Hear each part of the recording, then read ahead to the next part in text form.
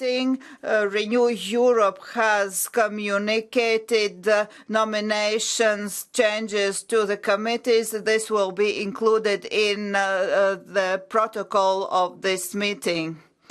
Next item on the agenda is European Council and Commission statements, conclusions of the European Council meeting of the 23rd and 24th June 2022.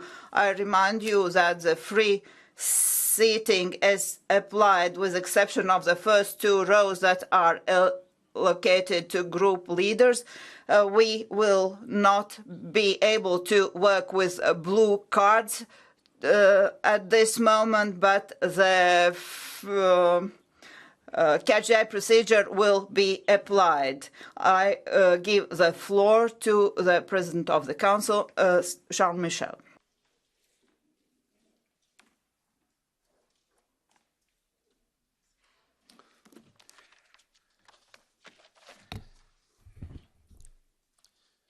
Monsieur le President of the European Parliament, Commissioner, honourable members. The war against Ukraine has marked a tectonic shift on our continent and created a new geopolitical reality. And last week, with the 27 EU leaders, we took a number of major geopolitical decisions. First, we decided to recognize the European perspective of Ukraine, Moldova and Georgia. The future of these countries and their people lies within the EU. And we also decided to grant candidate status to Ukraine and Moldova, and this sends a strong message to their people and to our European Union citizens. We are also ready to grant candidate status to Georgia, once the priorities in the Commission's opinion have been addressed.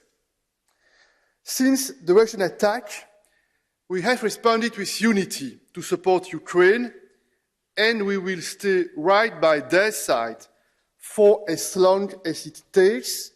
We will continue to provide military support. We have already done a lot, but Ukraine needs more, so we called on the increase of military support for Ukraine. We'll also continue to support Ukraine financially, and we count on the Commission to present soon a proposal to grant Ukraine new macro-financial assistance of up to 9 billion euros in 2022. We are also committed to supporting Ukraine's reconstruction together with international partners. And work will continue on sanctions to make sure all our sanctions are effectively implemented and to prevent, as much as possible, circumvention. And in close coordination with our G7 partners, we were together in Germany a few days ago, we will consider sanctions on gold. We'll also explore measures such as price caps to secure energy supply and to try to reduce price surges. Ladies and gentlemen, dear colleagues, the European Union needs the Western Balkans as much as the Western Balkans needs us. And that's why we met with the Western Balkan leaders just before our European Council meeting. It was a frank, an open, but also a hard debate with the Western Balkan leaders, but it was also much needed. We decided how to re-energize our engagement with this region, and we reaffirmed our strong commitment to revive the enlargement process and to see how to clear the obstacles along the way. Opening accession talks with North Macedonia and Albania is a top priority. And the second day of the European Council, the Bulgarian Parliament voted to overturn its veto on North Macedonia beginning EU membership talks. And just yesterday and this morning, I was in North Macedonia for the second time in the last months to try to explain the Council's proposal to pave the way to opening of EU accession talks with North Macedonia. And I would like to thank the French presidency for their tireless efforts to help bridge the gap between North Macedonia and Bulgaria, and for opening the possibility to move this process forward swiftly, both for North Macedonia and Albania. Ladies and gentlemen, dear colleagues, progress on bilateral and regional disputes is also urgent. Normalizing relations between Kosovo and Serbia through the Belgrade-Pristina dialogue is of key importance. And we have also had the occasion to reaffirm that we are ready to grant candidate status to Bosnia and Herzegovina. The Commission will report on the implementation of 14 key priorities set out in its opinion, with special attention to a substantial set of reforms.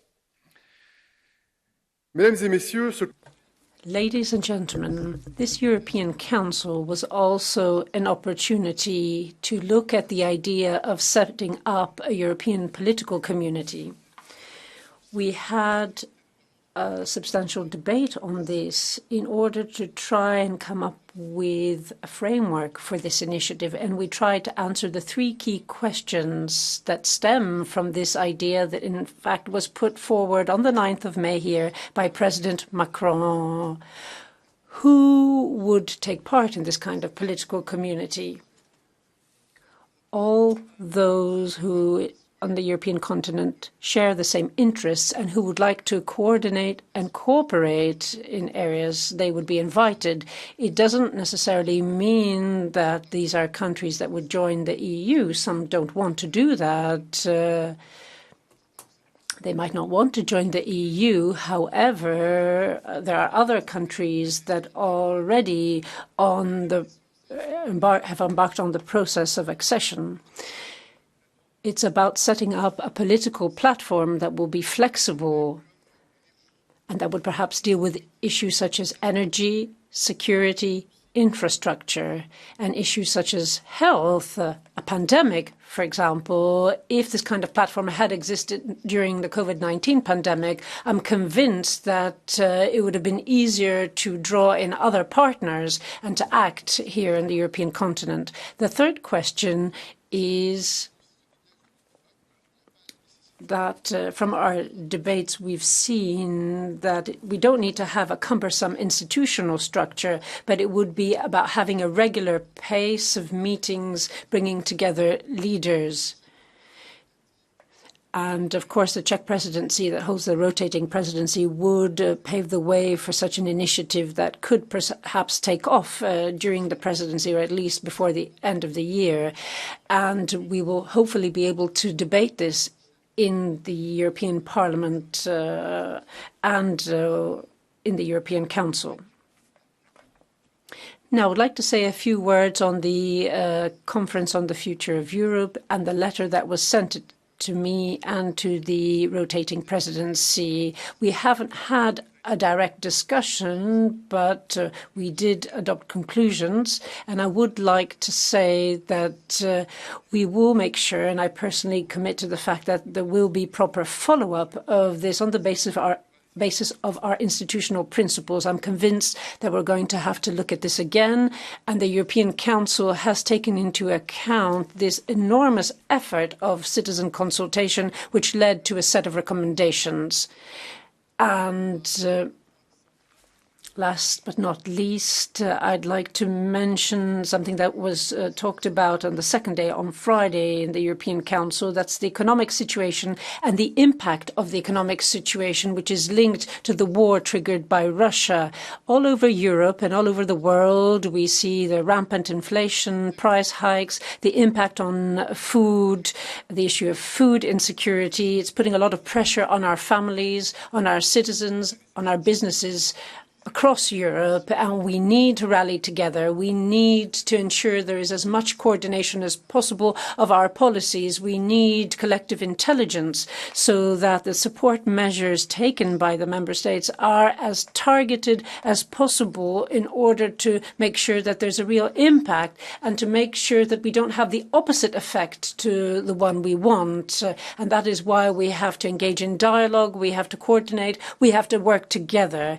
And we've also taken stock of the situation regarding two important projects, the Banking Union and the Capital Markets Union. These are potentially strong levers if over the next few months we can make progress in order to make sure that we consolidate what Europe is doing and we strengthen our economic model. I would like to wrap up this debrief by telling you that we also have very important events on the international agenda, the G7 in Germany, where there was active participation. We really want to coordinate with our partners and friends, and we are laying the groundwork for the G20 that will take place before the end of the year in Indonesia, in order to make sure that the principles and values that we believe in are going to be safeguarded. Now, I'm sure you all appreciate that these are troubled times. We have tectonic plates that are shifting because of this absurd war, this unjustified war, this brutal, unprovoked war that was decided by the Kremlin. And so the EU's ambition more than ever should be about unity and strength, and it should be about stability, peace and security and all the values that we believe in. This means that we have to be clear-sighted, have sang-froid, and make sure that we defend these values that we believe in. They're very close to our heart. International law is the best safeguard for freedom. Thank you. Thank you. I would like to invite the delegation of the New Zealand Parliament. Now our colleagues are now in Strasbourg to be here in the New Zealand and EU Parliamentary Assembly. New Zealand is our colleague, is our ally, so we are willing to make sure that our cooperation is stable, especially regarding climate change and energy stability. So in the afternoon we will have an interparliamentary meeting. Thank you. Turpinām izskatīt dienas kārtības jautājumu un komisijas vārdu. Now we will start to discuss the next issue. Mr. Šefčovič, please. Thank you very much, Mr. President, the President of the European Council, honourable members of the European Parliament, honourable members of the Parliament of New Zealand. It's indeed a pleasure to participate in this debate, to report on a number of issues discussed by the leaders at the European Council in June, most notably on the next steps of prospective future members of the European Union. To start with Ukraine, Moldova and Georgia, all three countries are an undeniable part of our European family. And I'm delighted that this was recognized by the leaders who unanimously welcomed the Commission's opinion and made the historic decision to grant candidate status to Ukraine and Moldova and the European perspective to Georgia. These opinions were based on three sets of criteria: political, economic, and the ability to assume the obligations of the EU membership. The decision taken by the European Council underlines to the world our unity and strength, especially in view of Russia's aggression against Ukraine. One of the underlying reasons for the Kremlin launching its unjustified invasion was Ukraine's desire to join the European Union. By answering this desire directly, our response has been loud and clear. The European Council's endorsement of candidate status acknowledges the immense progress that Kiev has achieved since Maidan protests of 2014. But now the hard work really begins with the need for Ukraine to consolidate the reforms it has achieved and move forward with determination. In the meantime, the EU again reiterated its full support for Ukraine in all dimensions, as it courageously defends itself against Russian imperialism. Over the coming weeks, we will work on further military support for Ukraine, as well as the new microfinancial assistance package. We will also soon table a full reconstruction package to rebuild Ukraine once it has won the war. To return to enlargement, Moldova is a genuine pro-reform, anti-corruption and European path for the first time since independence. It too still has a long way to go, with major improvements needed to its economy and public administration. But provided it stays the course, there is no doubt that Moldova has the potential to meet the requirements of EU membership. This is why it has been granted candidate status on the understanding it continues along this path. Georgia shares the same aspiration and potential as Ukraine and Moldova. Its application has strengths, particularly with regards to market orientation of its economy. But to succeed in its application, Georgia needs to come together politically to set a clear path towards the necessary reforms, working with civil society. This is why Georgia has been granted a European perspective with a view to giving it candidate status once these reforms are achieved. It is also important that the EU gives new impetus to the enlargement process in Western Balkans.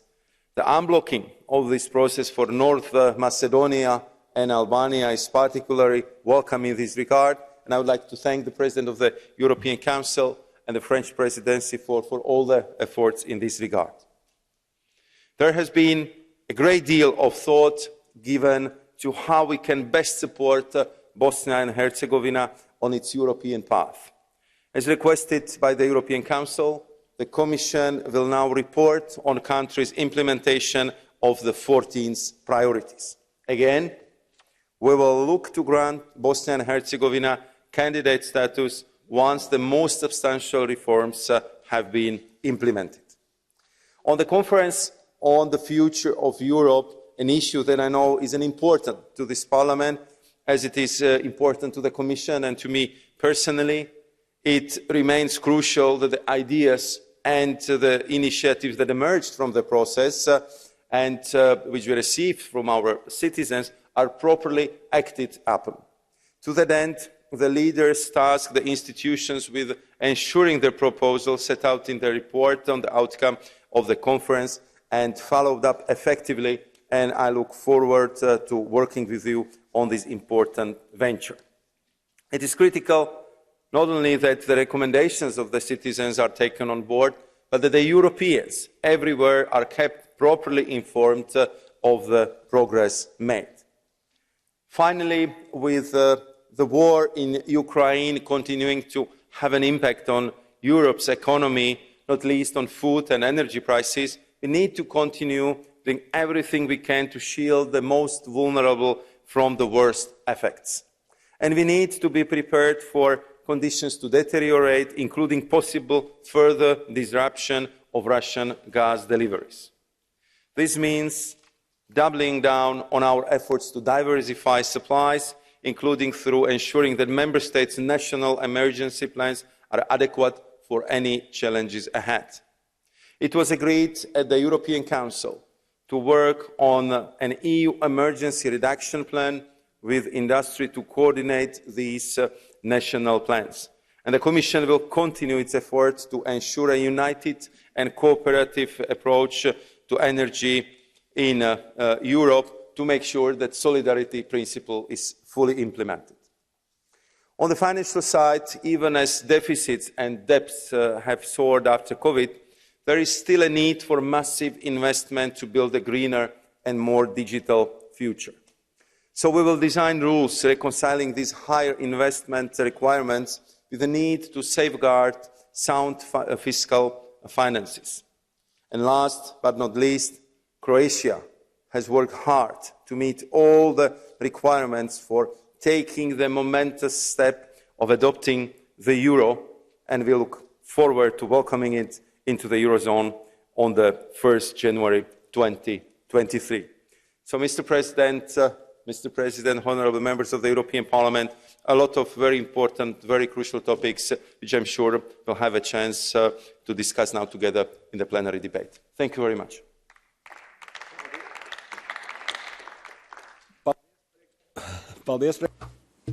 Thank you, Vice President. Now we, on behalf of PPE, Siegfried Morrison, 3 minutes. Thank you, Mr. President, President Michel, Vice President Šefčovič, welcome back to the European Parliament. The decision of the European Council to grant candidate status to Ukraine and the Republic of Moldova and to offer this perspective to Georgia once it fulfills the conditions was correct. This is a decision supported by the European Parliament, and it corresponds to the expectations of the people in these countries. The people of Ukraine are defending European values with their lives in Ukraine, and the people of Moldova have opened their houses to Ukrainian refugees. More Ukrainian refugees have entered the Republic of Moldova in relation to its population than any EU member state. We, as the European Parliament, have understood early that we can only live in safety and security within the borders of the European Union if the countries in our immediate neighbourhood borders are safe and stable, and this is why we have called already in March for Ukraine and in May for the Republic of Moldova to work towards granting this candidate status, because in this time we have to act quickly, clearly, without hesitation. And dear colleagues, members of the Parliament, thank you very much for the fact that the Parliament stood united since the beginning of this war in supporting countries in our eastern neighbourhood. Ukraine and the Republic of Moldova still have a long way to go before they are ready for EU membership, but Vice President Šefčovič, we have to make sure that we start this process at technical level, and we have to make sure that even before these countries are ready to join, we support them, and we make sure that the people in these countries can start feeling the benefits of getting closer to the European Union. The Council made the right decisions on Ukraine, the Republic of Moldova, but the outcome on Western Balkans was disappointing.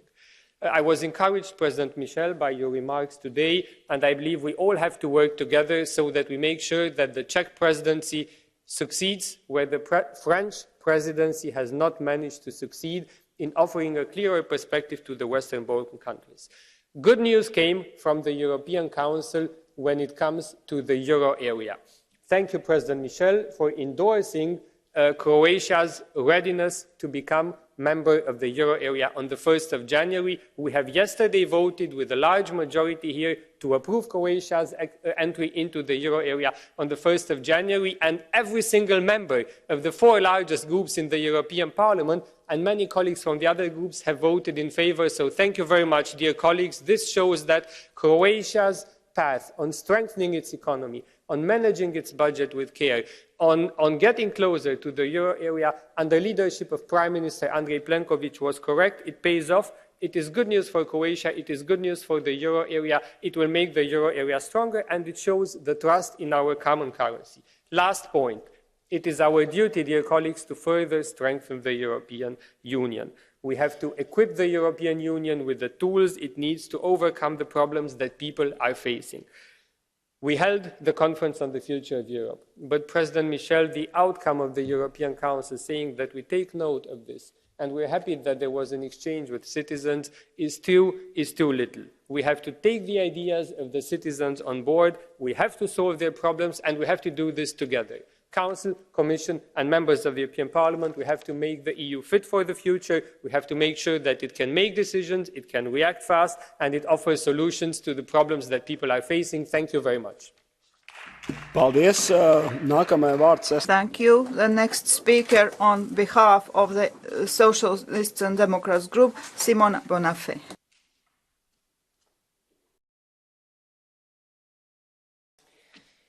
Grazie. Thank you, President. Well, I think we can say that the conclusions of this latest European summit have their positive and negative points. On the positive side, there were good results on the accession requests. The European Union is the house of democracy. More and more countries look to us as guarantors of stability, peace and democracy. But on the less positive side, there's still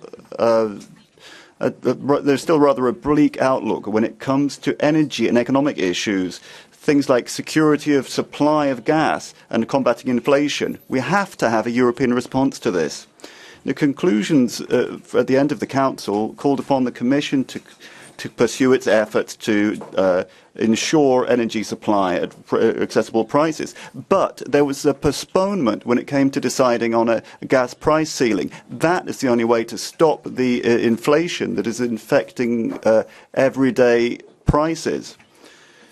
Well, some people say that Russia might stop supplying us gas if we introduce a price ceiling, but Putin is already cutting the supplies because it wants to avoid us filling our storage before the winter when we'll need more gas. So we need to diversify our sources of supply, invest in renewables, setting a maximum gas price ceiling, and that's how we can help families and companies to deal with high energy bills, high petrol prices, and inflation at this time when we're still not really out of the pandemic. Time is tight. We don't need more European councils that just postpone the decisions. We need a European Union that provides concrete and rapid solutions. Renew Europe grupas vārdā Valerija Aje kundzei vienai. Najlepša hvala v imenu Renew Europe. Monsieur le Président. Thank you very much, President. Thank you, Chair. I think we have forgotten the most important achievement of our union, which is peace. This peace which has allowed us to build prosperity, that has led to university exchanges, that has been the basis of our prosperity, freedom of movement, freedom to entrepreneurial freeship, to live peacefully together. Nobody would want to go back on that. That is what has made us such an attractive continent. By attacking Ukraine, Russia has only reinforced our values. We see the extreme left looking at any way to destabilize our union. But we know what we owe to Europe. We know what is still necessary to be done to make the EU stable and sovereign. We will do this for Ukraine, for Moldova, and for all of those countries that share our desire for peace. Thank you very much. Thank you. And now, on behalf of Group of the Greens, Ernest Urtasun, for 1 minute, please. Michel, Commissioner, we welcome that the Council has taken the historical decision and accepted the status of accession candidate to both Ukraine and Moldova, as called by the European Parliament. The war of Russia is waging against Ukraine is one against European integration, and we must stand together. We do regret, however, the lack of progress towards the Western Balkans. While the countries joining, we know, have to undertake tough democratic reforms, the job is not theirs alone. But where the European Council is disappointing a growing number of European citizens, President Michel, is when it comes to the debate on the future of the EU. While the Parliament has already called for the establishment of a new convention, the Council conclusions invite the institutions to follow up on the debates of the citizens only within their competences and within the current treaties, which basically the UCO seem to have ruled out treaty change and a new convention. It's a big disappointment that the French presidency did not move forward the process of amending the treaties as requested by this House. And furthermore, in the programme we just discussed with the Czech presidency, we only see a vague reference on continuing the debate. President Michel, Europe may be ready to send a political signal for new members, and this is very much welcome, but the Council does not seem ready to address the issue of internal reform to make such commitments a real success. History is knocking at our doors. A real political union is more needed than ever. Please take up the challenge. Thank you. Paldies. Nākamajam vārds ID Group. And now, on behalf of ID Group, Mr. Jordan Bardell, 1.5 minutes. Merci, Monsieur. Thank you very much, President. President of the Council, the last European Council concluded the French presidency of the EU, which demonstrated a president running away from national issues, but did not fix any of the problems in Brussels. We need a Europe which is powerful and sovereign and in charge of its destiny, said Emmanuel Macron. But we've never been further from that. We certainly have a universal charter, but that's not useful in everyday life. And what does it represent in terms of our dependence on the US and NATO in terms of our defense? We need to be at the height of challenges, but Europe is having to put its destiny in the hands of others. And this is the negation of sovereignty and freedom instead of consolidating and repairing what the European Union should be. It just keeps going in a dogmatic way, undermining social provisions, hypocrisy on the environment, and giving a great present to deregulation with a new agreement with New Zealand. And Emmanuel Macron has not resolved any issues, has not given us any protection of our borders, given the influx of migrants. Europeans deserve better than heads of state trying to flee from their responsibility. And now, on behalf of ECR, Beata Szydło, for 1 minute, please. You have the floor. Panie Przewodniczący, Szanowny Panie Komisarzu. Thank you, President, Commissioner, colleagues. The future of Europe, the future of the European Union is being decided at the eastern borders, at the Ukrainian border. The decision taken by Council through the candidate status, which was granted to the Ukraine, well, that is one of the most important decisions that the European Council has taken over the last few years. We think that's a good decision. We hope this process will go very fast and that Ukraine will be able to benefit from all the necessary support of the European Union. Ukraine needs the Union and the Union needs Ukraine. We hope that very rapidly this opportunity will be given to other countries that want to become members of the European Union, and I'm thinking particularly of the Western Balkans. Another matter which I'd like to draw your attention to, and we already mentioned this morning, we believe that one of the most important elements for Europeans today, apart from security and the war in the Ukraine, is energy security, the energy crisis that we are facing. And this could affect all households in Europe. Energy prices that are particularly high, the lack of energy sources, and the very high inflation rates. Chairman, President, maybe in the very near future, a summit must be organized, an extraordinary summit, to talk about this subject so important to Europeans. Thank you very much. The next speaker, Manon Aubry, on behalf of the left. Monsieur le Président du Conseil, President of the Council, let me be frank. I want to talk about the elephant in the room that nobody wants to mention, and that's a change to the European treaties. I know it was on the agenda of the last European Council, but it seems to have completely disappeared as if by magic from the discussions. Parliament was very clear as to its expectations on the subject. The citizens that were consulted within the framework of the Conference on the Future of Europe were also very clear. They want radical change to the very foundations of the EU. Emmanuel Macron made a big show of how he wanted to listen, that there could be treaty change, but we hear less of this now. The elections have passed in France. And with regards to the European Council conclusions, they take note of what the citizens have said. Well, that's very nice, but seeing as you refuse to debate any type of treaty change, it seems to me that you are taking citizens for fools here. We say well done to the citizens who want to change the EU from the bottom up, but we should be clear what the message we're getting from Council is, that they're not going to change even one comma in the treaties. The Conference on the Future of Europe, if this would just become a parody of democracy, this would be a very negative message to send to the citizens who've had enough of this. And unfortunately, this is exactly what is happening. We see the issue of treaty change being put completely on the back burner. Council is firmly entrenched in its neoliberal business as usual model. Just last week, there was a new free trade treaty signed with New Zealand. What a great idea. We have environmental dumping, imports from the other side of the world, endangering our own producers. Great. Just keep on doing that then.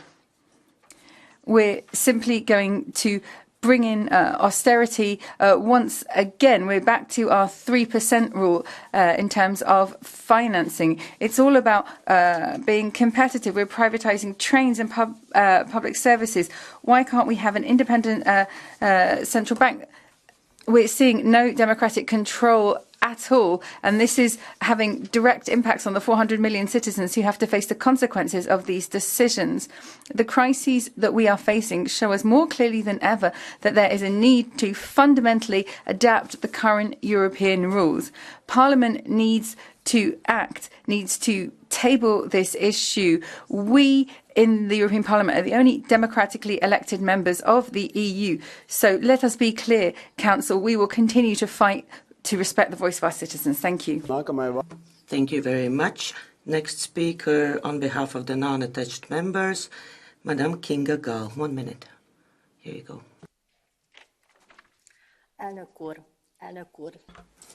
President, Commissioner, we now have an impetus to enlargement, a symbolic move to accord this status to the Ukraine and Moldova. We have to do everything we can to achieve peace in the region. The decisions, however, have been disappointing for countries in the Western Balkans. Membership candidates should be expected to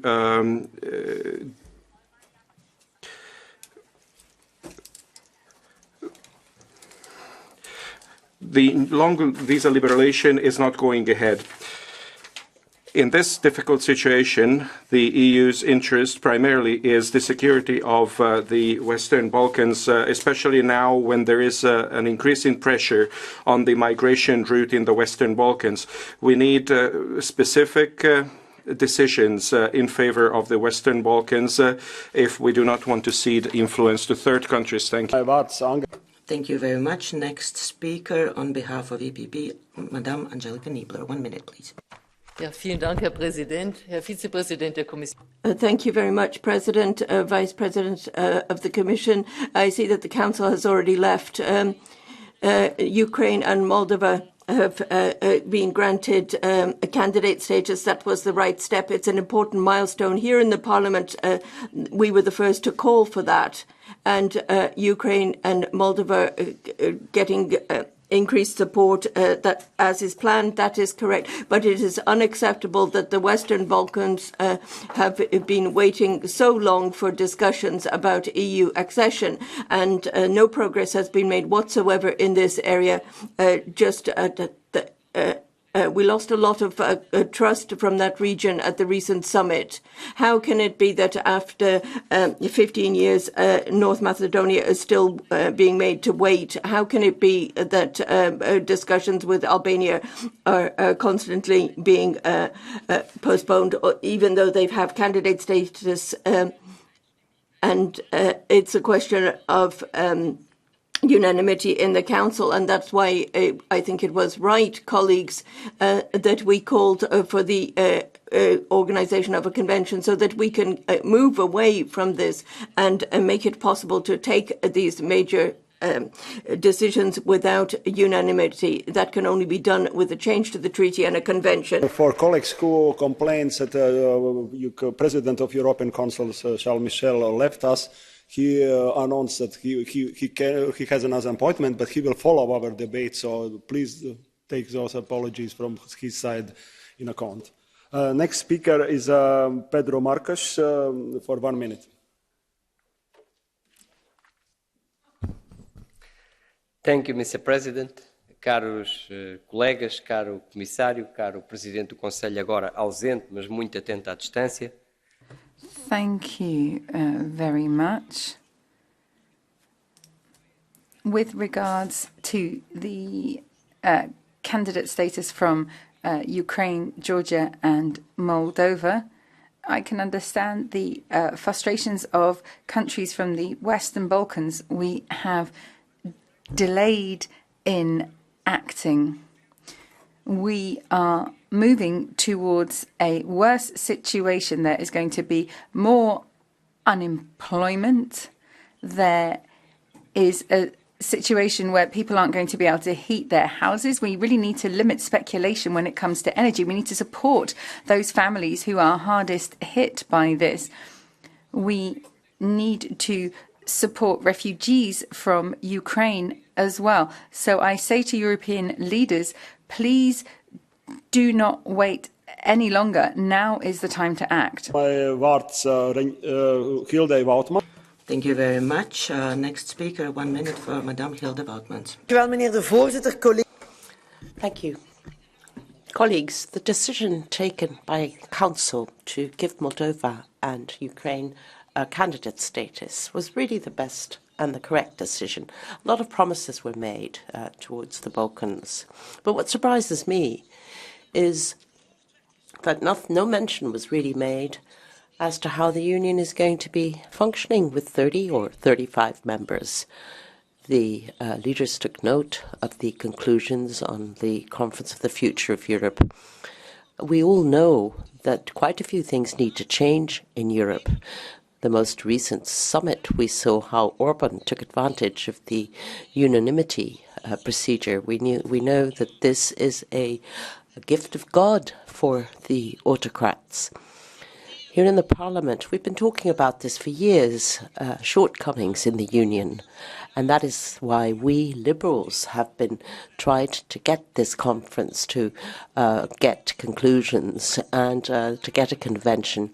But he's gone, unfortunately, because I would have really wanted to ask Charles Mishel, look, please promise me that you will be fighting for this convention and that you shall make sure that unanimity vote can be done away with. Thank you. Thank you very much. Next speaker, Mr. Harald Wilimski. 1 minute, please. Herzlichen Dank, meine. Thank you very much, ladies and gentlemen. If we look at what's being agreed by Council and Commission and what's being done in Parliament, it seems as if the EU, just like the Titanic, is heading straight for an iceberg. We seem to have completely forgotten any basic rules of navigation. We have the elites here in the EU that have made all these decisions in the past, such as Maastricht, Schengen, Dublin. All of this seems to have fallen by the wayside. We just don't have the control mechanisms in place. Now it seems the Copenhagen criteria are also falling by the wayside as Ukraine and Georgia get candidate status. We have these 6 sanctions package against Russia as well. So we're seeing these sanctions and we're still seeing Russia just sell the oil and gas to China rather to us instead. So you really need to watch what's happening with the EU. Please stop with these sanctions that are just shooting ourselves in the foot. Thank you. Thank you very much. The next speaker on behalf of ECR, Mr. Robert Ross. 1 minute. Good morning, Commissioner, colleagues. It's clear that we have a crisis in Europe on many levels, and many citizens are having trouble paying their bills from food to energy. And what has the Council decided? Not that the Green Deal would be replaced and that energy would become a priority, not that purchasing power of citizens would be strengthened, not extra border protection to prevent immigrants from coming to Europe. No, what did the Council do? They said that Ukraine and Moldova could become candidates. These are 2 very poor countries that have problems with corruption. The EU is getting bigger but not better, and it's quantity over quality. My conclusion is that this EU is not working for its citizens. In the Netherlands, citizens are having to pay the price for ambitions from Brussels. Thank you very much. Next speaker, Madame Andrea Boxer. 1 minute. Thank you, Mr. Chair. The last meeting of the European Council took several important decisions. finally giving new impetus to the enlargement process. Giving candidate status to Moldova and Ukraine is a very important and symbolic political message, which will hopefully contribute to peace and security in the region. Only peace can bring a solution and an end to the deaths of innocent people, because we don't want people fleeing Ukraine by the millions. But candidate status is far from membership. A lot remains to be done. The Commission has made it clear that the conditions for membership are the same for all. One of the preconditions for Ukraine is to grant minority rights to ethnic minorities living in Ukraine, such as the use of minority languages in education. For that, we need a new law on minorities. Ethnic Hungarians in Transcarpatska region have always been loyal citizens of Ukraine. They have always supported membership. Hopefully their situation is going to improve now with Ukraine having candidate status. Thank you. Thank you very much. Next speaker is Antonio Tajani for 1 minute.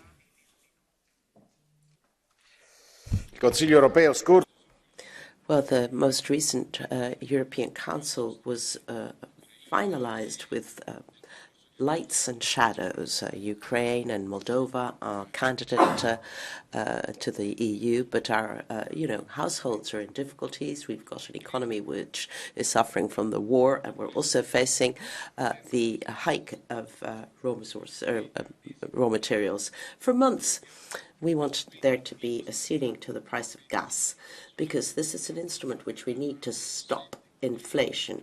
And we could also see whether we could use the SHURP program to help countries and citizens to pay less high electricity bills. Europe needs to come out of this crisis with stronger. Václav Havel said that what is useful for politics and politicians is to know when, where, how, and to whom you need to say things. I hope the Czech presidency can build a new and very cohesive Europe. Thank you. Close the KGI list. I have 6 speakers on list, and we are in a bit delayed time. So next speaker, Gabriela Bischoff, for 1 minute. Thank you very much, President. Vice President Šefčovič. Look, that represents the position of the Council vis-à-vis the House of Democracy in Europe. On the debate about the Council is not present and says it has other obligation, and that is exactly the behaviour that citizens were upset about. That's why they suggested changes to Europe, and they said they need a treaty change, and this calls for a convention, and the Parliament has triggered Article 48 and once again said that they must act. And what are they doing? They're not even here for the debate. We see the same thing over and again. They're always this fear of the goalkeeper at the penalty. And so, Mr. Michel, if you are listening, it is right that the Council must act and needs to take its role seriously and introduce a convention. Speaker Nicola Danti for 1 minute. Grazie, signor Presidente. Thank you, President. Vice President of the Commission. As happens so often, the conclusions of the Council are not always very satisfactory. The recognition of the candidate status for Ukraine and Moldova is an important message, a message of unity and of closeness. But these 2 candidate countries, such as Albania and Northern Macedonia, have been candidates for a long time, and they don't seem to be taken account of. In an historic moment such as now, the European Union needs to be reliable, stable, and show security, not only for our countries, but also for citizens. So we need to take urgent, exceptional measures in the light of electricity prices, which are destabilizing our economies. The opposition of certain member states of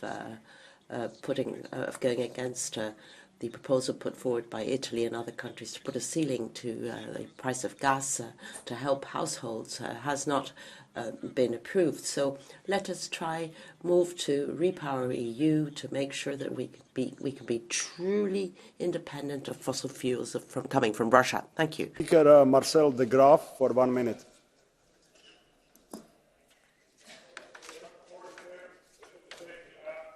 Haar conclusies op. The conclusions are shown to be hypocrites. That's the opinion of the citizens. The economic engine of Germany is failing, and the sanctions on Russia. And so the whole of the EU is in a deep recession. And the sanctions aren't hurting Russia, but they are hurting the member states because gas is difficult for citizens to pay for. There's a shortage of food, and Ukraine is getting 9 billion for military support. But our citizens have to suffer from hunger and cold, and that is happening because of a war which is not our words. And no matter how serious it is, what's happening there, de-escalate, stop the sanctions, stop the military and financial support to Ukraine, and start de-escalation, trying to find solutions with Russia. That is what the citizens want. Thank you. Thank you very much. Next speaker is Nicola Procaccini for 1 minute.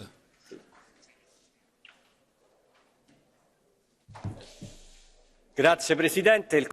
Thank you, President. European Council has been contradictory. Successful. It condemned the violence of Russian army and the use of gas to fund Putin's war. On the other hand, it has postponed until the autumn the possibility of introducing a ceiling to the price of gas, and therefore Putin can sell less gas but actually make more money. A year ago, the price of gas was 18. Yesterday, it was 170 euros per megawatt hour. This is a dramatic situation for companies, for families, for households, but certain governments in Europe seem to find this quite a good thing. It's the same contradiction for which we are now having the official candidate countries of Moldova and Ukraine, but the Ukrainian government has asked for nuclear power and gas not to be excluded from the taxonomy in terms of energy sources. This is a vote that shall be taking place shortly. Political choices are so important, but today decisions are irrational and hypocritical. Final speaker on the list, Tonino Piccola for 1 minute. Thank you, Mr. President. First of all, I wish to thank the Council and the Parliament for their support in the introduction of the euro in Croatia. The Council has recognized the changed geopolitical circumstances and at last sent a clear political signal that the EU is ready for enlargement in the future.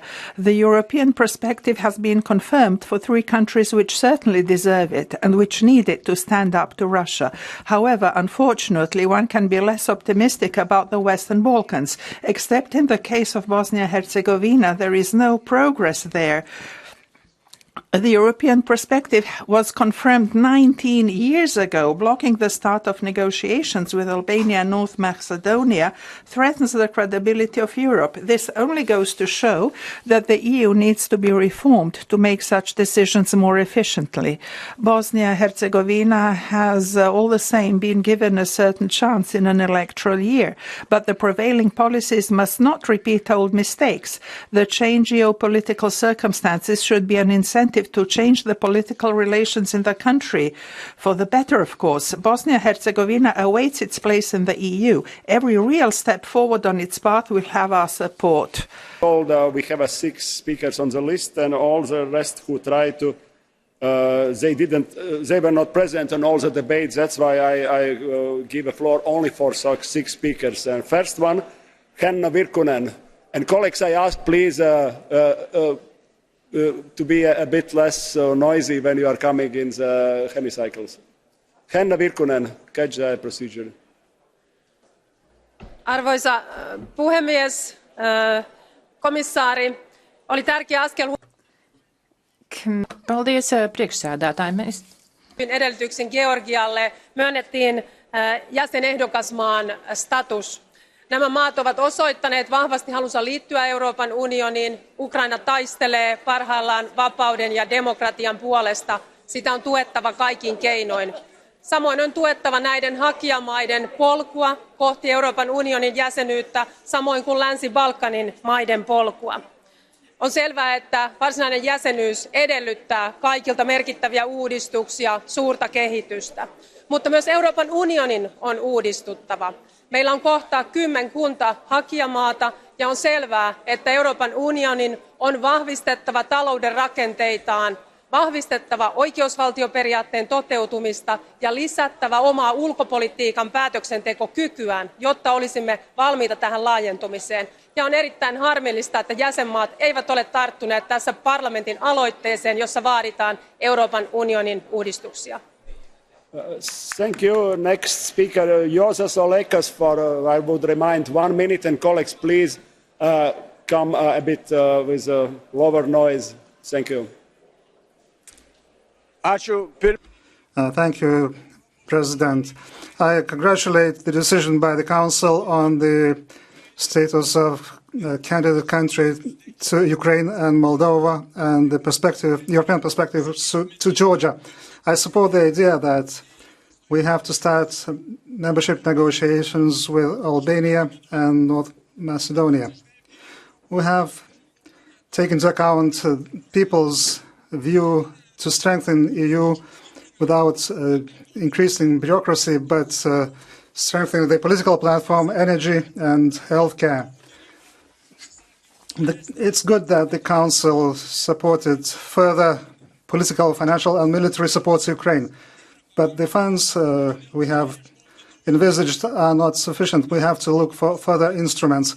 And finally, we have to take care at the European level that the crops from the Ukraine are transported to neighboring countries and Northern Africa.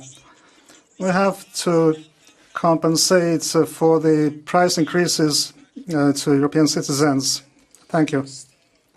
Speaker left there is Christophorou for 1 minute, and colleagues, please be less noisy.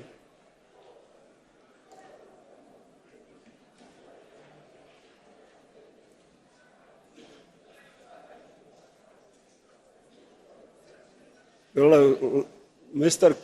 Christophorou, are you? Yes. Dear Chairman, the EU, in honouring its history and its values, very rightly stood at the side of the Ukrainian people against this barbaric Russian invasion. We were from the beginning on the side of the Ukrainian people because we know very well what invasion means. But this month, the month of July, is the 48th anniversary of the barbaric Turkish invasion in Cyprus. So I would like to ask the European Commission and the European Council and ask them, what am I going to tell to my people, the 200,000 people that have been displaced and are still waiting to return, when we're still calling Turkey a strategic partner, when they're still taking money from the EU and their guns are pointed towards us. Thank you. Next speaker, Juan Fernando López Aguilar.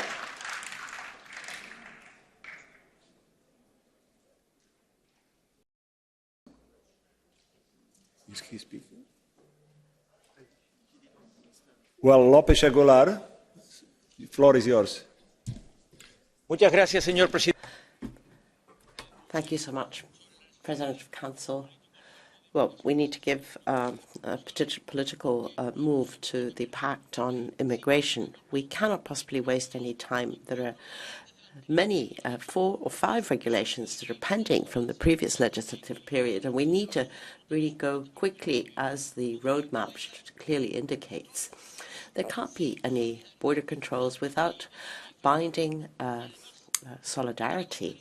And we also need to show that the external borders of the European Union are borders of a union.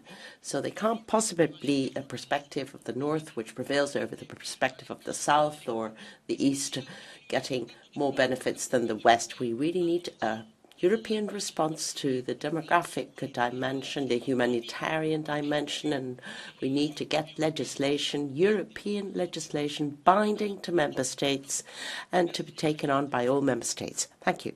Thank you very much. Next has the floor Maria Grappini.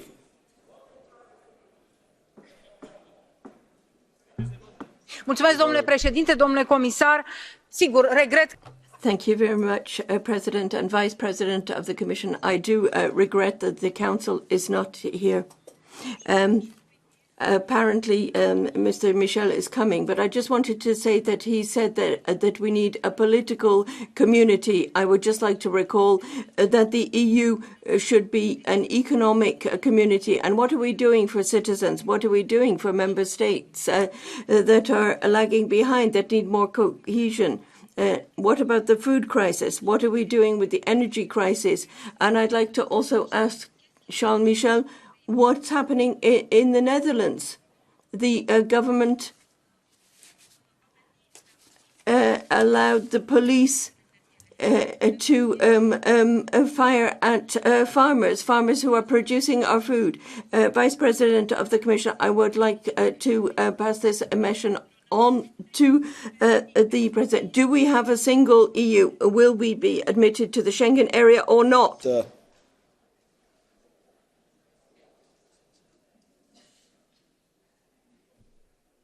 Thank you, Mr. President.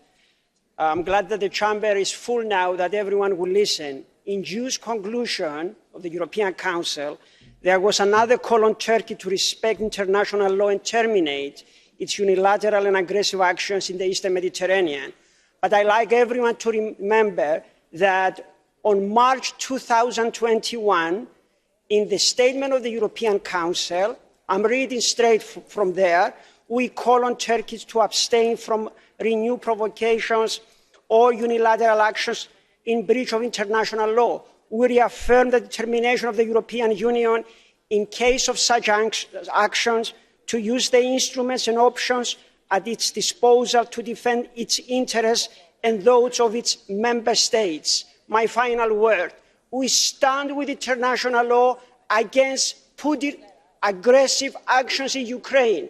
We stand with the values of the European Union, and we expect from everyone to respect the values that are being violated in the Eastern Mediterranean against Cyprus and against Greece by Turkish aggressive regime.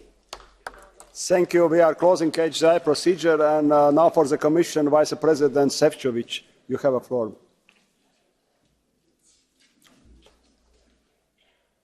Thank you very much, Mr. President, Mr. Minister, honourable members. I'll be very brief because I know that we have a very important and exciting voting session ahead of us.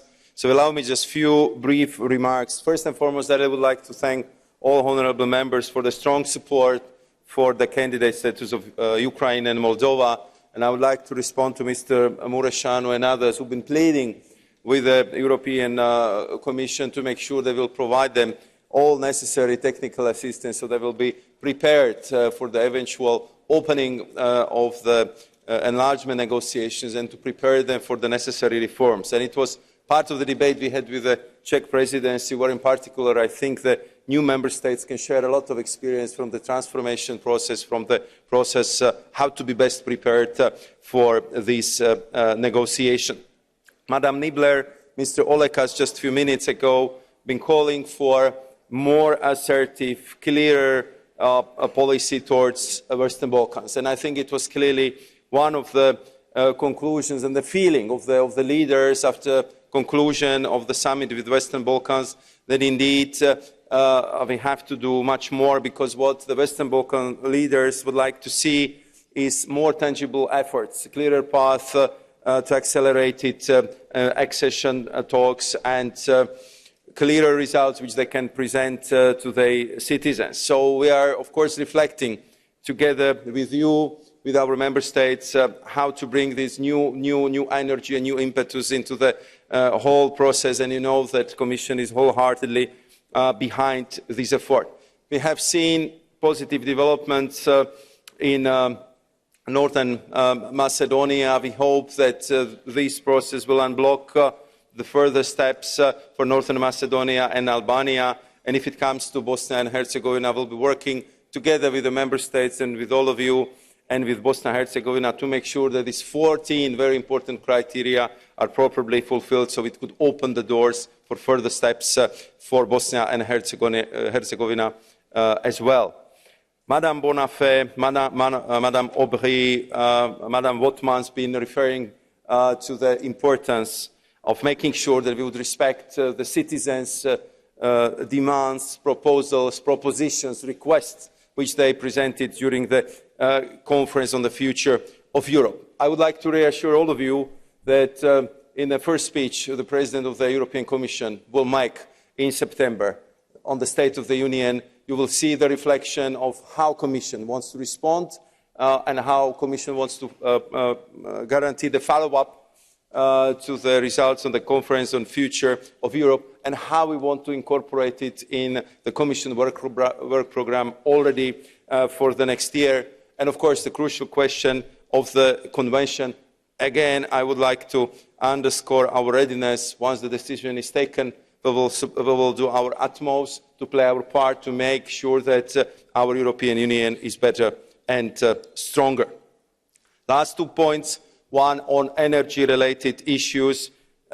We, of course, are heading towards a very difficult period. I think we see it every day, and therefore we are working around the clock to make sure that on the 20th of July we will adopt the set of measures which would constitute European emergency plan for any eventualities which could meet us in this very difficult energy landscape. We want to make sure that solidarity, of course, will be the anchor of all the rules and processes we would propose, and of course we'll be very happy to share and discuss this with the European Parliament. And the last point, and clear answers to Madame Grappini, because I'm sure that this House knows very well, but I think it's worth repeating that if it comes to Romania, Bulgaria, Croatia, we are strongly convinced they are prepared for the Schengen memberships, and that it should happen rather sooner than later, because it would make the European Union more secure and stronger. Thank you very much. Thank you very much, Mr. Vice President. Debate is closed, and we will continue plenary with vote.